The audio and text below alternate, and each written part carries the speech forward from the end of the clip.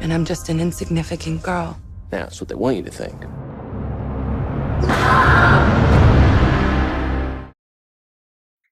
Hey guys, welcome back to another broadcast. Today I want to talk about Alita Battle Angel, or more specifically, I want to talk about how the Brie Larson shills in the media in general, in the studios, yeah, they want you to think that Alita is just an insignificant girl. But I'm here to tell you, that is not the case. My wife and I went to see it this afternoon, and we both left and said, yeah, that is a pretty solid movie. There were some young boys next to us, around 12, 13 years old. One of them said, that is the best movie I've ever seen. They were all happy as well. Pretty much everyone in the theater, it seemed like it was getting a very good response from the buzz that I heard as I was exiting the theater. People had smiles on their faces. So yeah, and the other day, I did a video on this, and I was talking about the critics, how you can see exactly what's going on. The Alita score actually went down a point. It's back to rotten, 59% amongst the professional critics. And I did a video saying, if you read what they say, these people, these ideologues, you know exactly it's all on a script. Everything that they're going to say, they are the real robots. I don't even want to say cyborgs. They're like robots, because once you see certain buzzwords, you know exactly what's going on in their heads. And so there were people in my comment section like, oh, why are you even talking about a movie before it actually came out?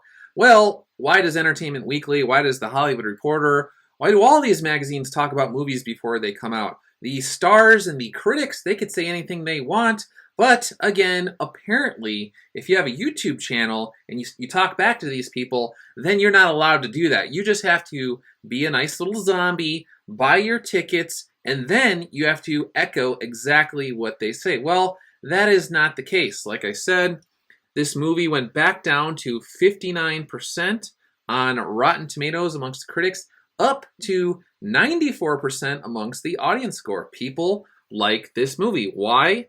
Because overall, it is a fun movie. Now, if you guys watch the trailers at all, there's a part where there's the narration, there's the bad guys in the movie, and I will probably do a regular review of this movie in the very near future.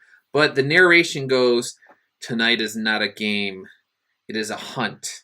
I need you to destroy the girl called Alita. And I have this vision of Disney executives, Brie Larson's little team of people that are trying to do damage control after all her weirdo comments about men and the patriarchy and all this sort of stuff.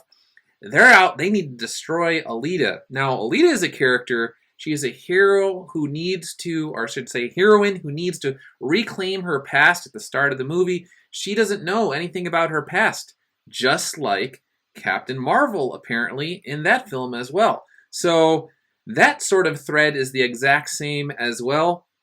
But these people, they cannot have two movies like this out at the same time because they have tried to revise history. They want you to believe as though there's never been a strong female character on the screen. They want you to believe that unless little girls see this particular movie, then they're going to grow up and they're just going to be homeless and destitute, and they're going to be out on the street with a little coffee mug asking for pennies as if it was the Great Depression or something along those lines. But that is not the case. So here's the deal, just a little revisit the Rotten Tomatoes. I used a screenshot the other day, and we had the critics from NPR saying things like, Alita too often feels thin despite a surfeit of heavy-hitting talent. Well, today I picked two more just for examples. I like to give people some evidence of what I'm saying. The Boston Herald, in this particular piece, was written by James Vernier, I think that's how you pronounce it, and he boasts on his bio page that his essays on 2001: A Space Odyssey and Chinatown are in the database of the Library of Congress's National Film Registry. Very good. And also, he belongs to the Boston Society of Film Critics and the National Society of Film Critics. Well, the fans are actually liking this particular movie, so how do you like them apples? James Vernier. And he goes on to say in his piece, this is titled, CG Overload Makes Alita Sigh Boring. Okay, So he goes, the screenplay overflows with undeveloped characters and plot lines and pushes the CG action, which I found numbing in its monotony and brutality, to the front. Okay, so he goes on and on and on, and he says, the question is, will anyone care enough about this Alita to warrant them, the sequels? Alita Battle Angel contains extremely violent action and gruesome images. Okay, so there's James from Boston Herald. And then we have Richard Roper as well. This one's very interesting. He gave it 1.5 stars. And he starts off, again, you know exactly where these people are going. He says, what can possibly go wrong? Well, just about everything. Oh, he starts it with bombs away. And he says, everything could go wrong, including the whitewashing of certain key characters. Now, I'm not into the manga and all the anime stuff. My wife is more into that. If we review it together in the near future, I'm sure she will talk more about those sorts of things. I think the creator of this character even is on record as saying he's pretty much fine with how the movie turned out. And if you watch the movie, it's a very diverse movie. The point is, as I said in my previous video, that you need a certain number of woke points for these critics to just turn a blind eye to any particular flaws in the film and just give it that rubber stamp. It's the greatest thing in the world. So if you look at the early reviews coming out for Captain Marvel, they have those on Rotten Tomatoes as well. I will just read a couple here from The Wrap, Den of Geek, and Entertainment Weekly. Took a little quick screenshot. And so Yolando Machado from The Wrap says, it's super empowering. It made me feel proud to be a woman.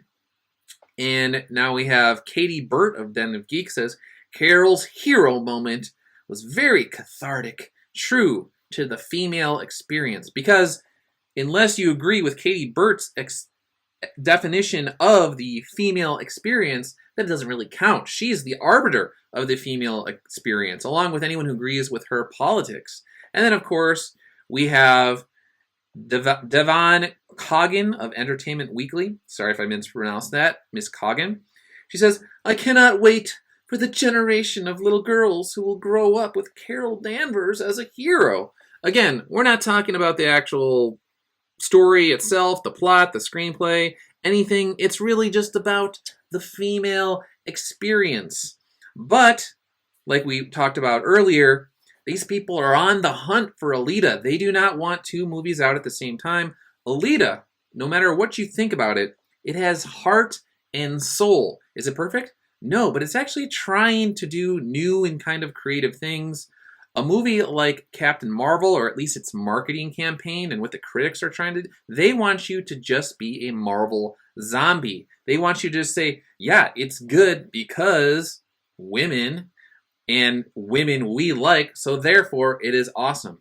If Captain Marvel is the movie for future cat ladies, and again, these are the people, they literally did a live stream with the cat from the movie the other day. I didn't watch it because I don't want to just see a cat on a live stream walking around.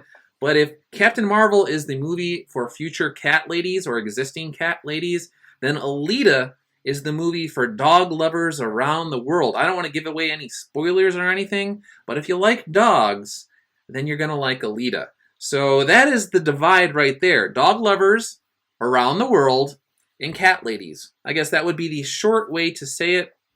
But anyway, guys, I want to hear what you have to say. Again, I will probably get to an Alita review in the near future that's more comprehensive, probably includes spoilers. Didn't want to give away too much here. But like I said, everything I said about the critics, when these people are like, oh, why are you even talking about this? You haven't even seen the movie. You can't respond to the critics. Yeah, I can. I was spot on the money. And anybody who knows ideologues, anyone who knows these propagandists, you know exactly what is going on in their head. They are totally transparent in terms of knowing exactly what they're thinking. So anyway, guys, let me know what you think about Alita Battle Angel. I enjoyed it. I hope it gets a sequel because the bad guy, again, I don't want to give away too much if they have the sequel. I think it's going to be pretty good.